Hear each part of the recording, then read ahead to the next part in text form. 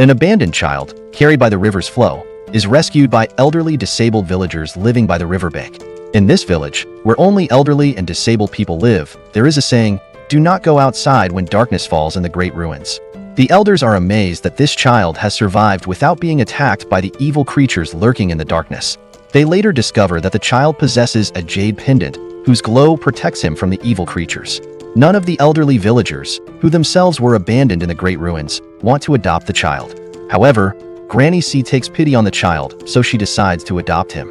Since the child arrived with a jade pendant inscribed with the character Qin, they give him the family name Qin and name him Mu, calling him Qin Mu. Since Qin Mu's arrival, the once lifeless village of elderly and disabled villagers becomes lively and joyful. After a few years, Qin Mu grows older and takes on responsibilities, gathering medicinal herbs and vegetables and caring for Granny C's cattle. Today, he is preparing to herd the cow, and the village elders remind him to return home before nightfall. However, Qin Mu does not understand why the village elders fear the darkness, nor do they explain what terrifying things exist in it. The village elders tell him that the evil creatures in the darkness fear the stone statues within the village, which is why the village is safe. They instruct Qin Mu to return home before nightfall. Qin Mu happily heads out with the cow, but Granny C is worried, as the great ruins are dangerous, and Qin Mu has yet to show any signs of awakening the spirit embryo divine treasure, leaving him as an ordinary person. Apothecary reassures Granny C, saying the blood of 4 spirits could awaken Qin Mu's spirit embryo treasure, helping him become a cultivator. Qin Mu takes the cow to the forest, and it is startled, running away upon seeing a large stone statue with a human face. Qin Mu grabs the cow's tail and runs after it, preparing to return home as night approaches, just as the elders instructed. However, he unexpectedly hears a woman's voice calling for help, pleading to be saved. When he investigates, he realizes the voice is coming from the cow. Qin Mu decides to help the cow, recognizing that it nourished him in his parentless childhood. When he asks how to save her, the cow replies that he should pull out the silver needle from the top of her head. Qin Mu does as she asks, and the cow immediately collapses and dies. The cow's belly opens, and a woman emerges from inside.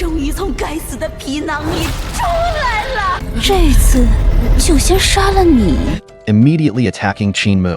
Qin Mu asks her who she is and why she came out of a cow. The woman explains that she is the wife of the lord of Xianglong City, and that, because of Qin Mu, Granny C turned her into a cow. Seeking revenge, she grabs Qin Mu's neck and starts to strangle him. Just as she is about to kill him, Qin Mu shouts for Granny C's help, distracting the woman. Taking the opportunity, he kicks her toward the mouth of the demon flower nearby. Enraged, the woman breaks free from the demon flower's grip and, furious at being tricked, approaches Qin Mu again, ready to attack. However, Grandpa Cripple arrives just in time, striking the woman with his cane, severely injuring her. In reality, this woman is the wife of Lord of Xianglong City, and her husband has a habit of abducting and defiling young women. However, instead of punishing her guilty husband, she sends her own people to capture innocent young women, mercilessly punishing and beating them to death. Because of this, Granny C initially intended to kill her, but she was spared due to her 3-month-old child and Qin Mu's need for milk. Instead, Granny C transformed her into a cow. When the woman tries to kill Qin Mu out of spite, Granny C finally loses her patience and pierces the woman's forehead with a needle, ending her life. Grandpa Cripple throws the corpse into the river, and the 3 of them return to the village. The corpse drifts along with the river current, and the 5 leaders of the Li River sect find it, assuming the deceased was killed by dark magic from the demons hiding in the great ruins. As a result, the 5 leaders of the Li River sect, along with their disciples, take off, flying against the river's current to attack and suppress the demons. In order to awaken Qin Mu's spirit embryo divine treasure, the blood of the 4 mythical beasts Azure Dragon, White Tiger, Vermilion Bird, and Black Tortoise can't be found, so their descendants Azure Serpent, Iron Bone Tiger, Thunderbird, and Golden Tortoise can only be used instead. The elders put the blood of these 4 spirit beast descendants in 4 large cauldrons for refining. Humans have 7 types of divine treasures in their bodies: spirit embryo, 5 elements, 6 directions, 7 stars, celestial being, life and death, and divine bridge. These treasures are surrounded by barriers, which practitioners must break through to awaken the treasures and become powerful. Some fortunate people are born having already bypassed the spirit embryo barrier, meaning their spirit embryo awakens naturally. These individuals are considered to have exceptional talent. All of Qin Mu's elders are more skilled than ordinary people and possess spirit bodies. For example, Old Ma has the Azure Dragon spirit body, capable of releasing Azure Dragon Chi, while Butcher has the vermilion bird spirit body. Blind possesses the black tortoise spirit body, and Granny C has the white tiger spirit body. Whether someone has a spirit body or not can be determined by drinking spirit blood. Once the blood is drunk, she will awaken to initiate practicing. If someone has the Azure Dragon spirit body, for instance, Azure Dragon Qi will awaken. Qin Mu drinks the Azure Serpent blood, but his body shows no reaction, leading the elders to realize that he does not have the Azure Dragon spirit body. His body does not match the White Tiger, Vermilion Bird, or Black Tortoise spirit bodies either. Thus, they all realize Qin Mu has a mortal body. The elders feel disheartened, as they are all aging and worry that Qin Mu, unable to live in the dangerous Great Ruins, may be left behind.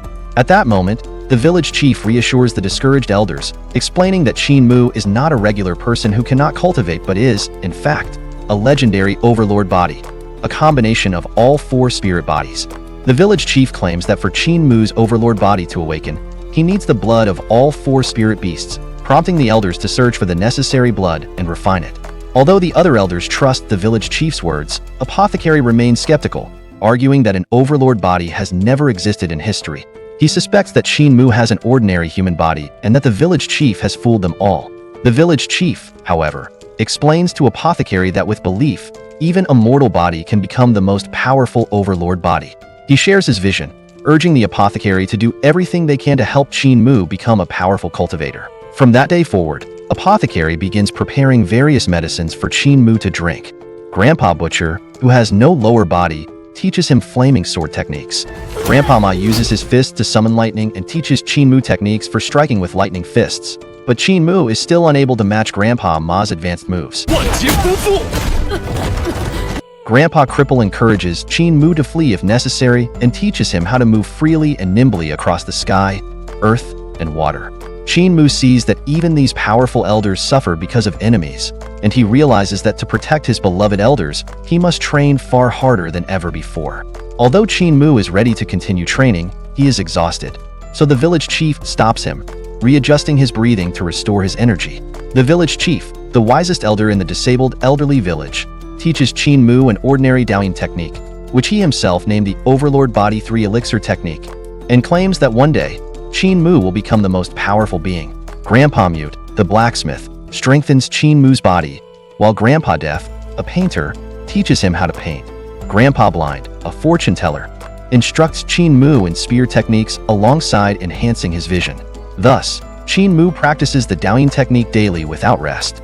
After drinking the blood of the 4 spirits, his vital qi becomes strong, though it still lacks any specific attribute. If Qin Mu's vital qi were to develop an attribute, his current strength would already be close to 50% of Grandpa Apothecary's Spirit Embryo Divine Treasure. If Qin Mu's Spirit Embryo Divine Treasure awakens, no one can predict to what heights he will reach, possibly even surpassing the abilities of his elders. Granny C is not only an exceptional seamstress, but also a crucial midwife for the surrounding villages. After his daily training, Qin Mu accompanies her beyond the village to learn the true art of sewing. Before long, they come across an elk drinking by the river. Granny C first binds the elk's spirit, rendering it motionless. She then extracts its skin, sewing a clothing from it and dressing Qin Mu in it. Afterward, she releases the elk, and suddenly, a tail grows from Qin Mu's coccyx, transforming him into a beautiful, adorable elk. At that moment, 5 elders from the Li River sect appear, witnessing Granny C pulling the elk's skin from its body and sewing it into clothing. Mistaking her for a demonic sorceress, they prepare to attack. Granny C assures Qin Mu that she can handle the old wolves alone and tells him not to worry before urging him to flee. The Li River sect elder orders his disciples to pursue Qin Mu and bring back his head. With Granny C occupied by the Li River sect elders, Qin Mu has no choice but to run. Noticing the sect disciples slowing down as they enter the peach forest, he dashes into the forest, blending in with a herd of similar-looking elks. Unable to spot him among the herd, the disciples begin killing the elks one by one until they find one acting unusually, realizing that this is actually Qin Mu. As Qin Mu tries to evade the disciples' advanced sword flying techniques, one sword strikes him, and the skin clothing sewn by Granny C is destroyed.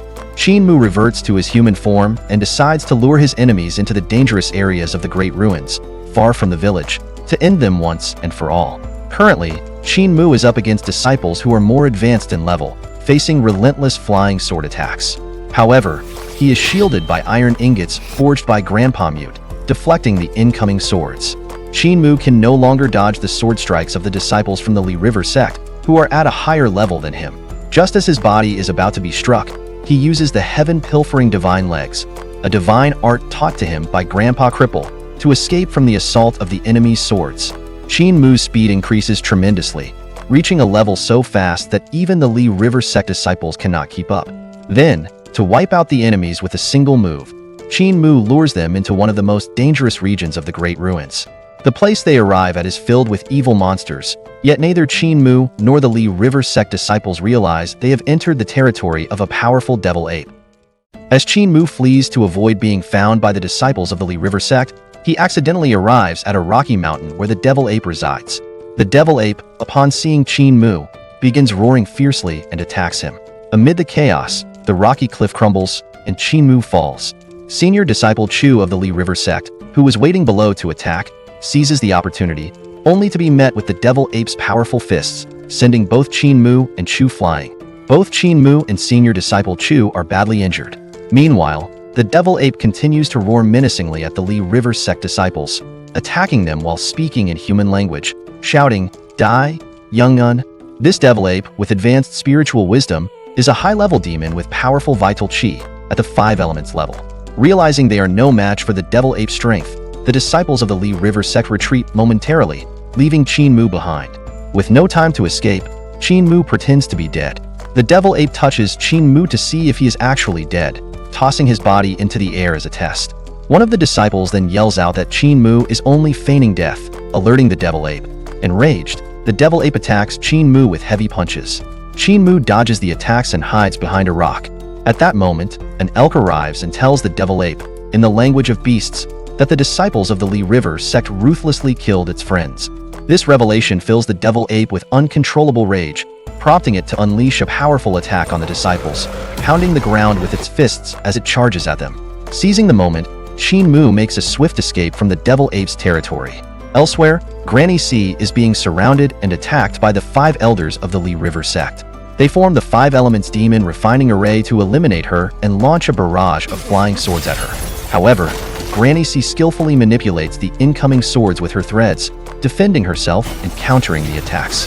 Feigning weakness, Granny C carefully deflects the swords from the elders until they lower their guard.